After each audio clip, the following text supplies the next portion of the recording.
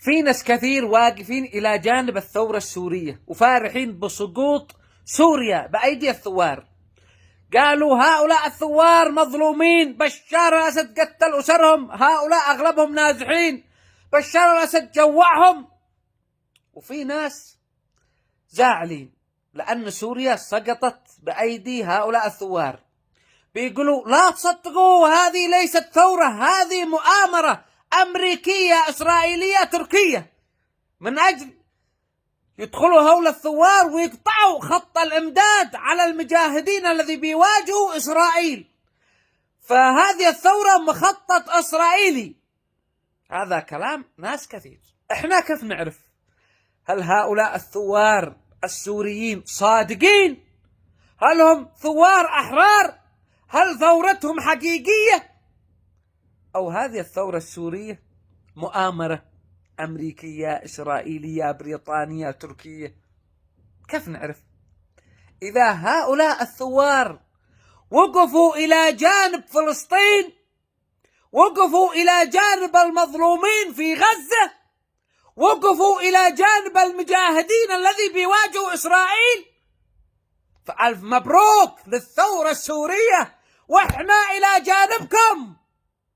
وإذا هؤلاء الثوار كانوا إلى جانب إسرائيل، كانوا عائق أمام المجاهدين الذي بيواجهوا إسرائيل، خذلوا غزة، خذلوا فلسطين، فأيش من ثورة؟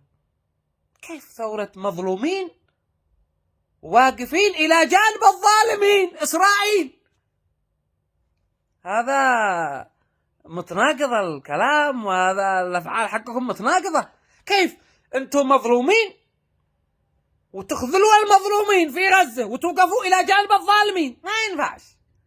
إذا ثورتكم حقيقية، ثورة مظلومين، فلذلك توقفوا إلى جانب المظلومين في غزة ضد الظالمين إسرائيل. فأنقول لكم ألف مبروك بالثورة السورية.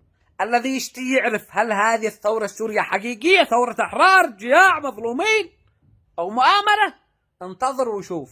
إذا تم قطع خط الإمداد على المجاهدين الذي بيواجهوا إسرائيل، إذا تم منع دخول السلاح لا عند المجاهدين الذي بيواجهوا إسرائيل، فإيش من ثورة؟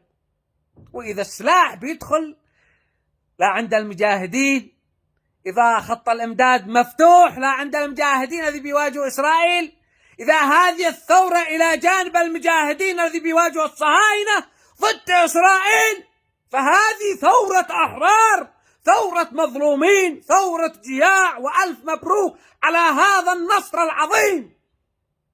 فعلا بشار الأسد كان فيه ظلم، في ناس كثير نزحوا من سوريا بسبب نظام بشار، في ناس قتلوا بسبب نظام بشار، في ناس ظلموا بسبب بشار، في ناس جوعوا بسبب بشار. ولكن هل هذه الثورة هتكون أحسن من بشار؟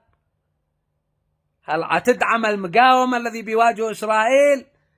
هل هيدخل السلاح لا عند المقاومة الذي بيواجه إسرائيل نفس ما كان يفعل بشار؟ أو هل هذه الثورة هتكون أسوأ من بشار وتمنع دخول السلاح وتقطع خط الإمداد وتكون إلى جانب إسرائيل؟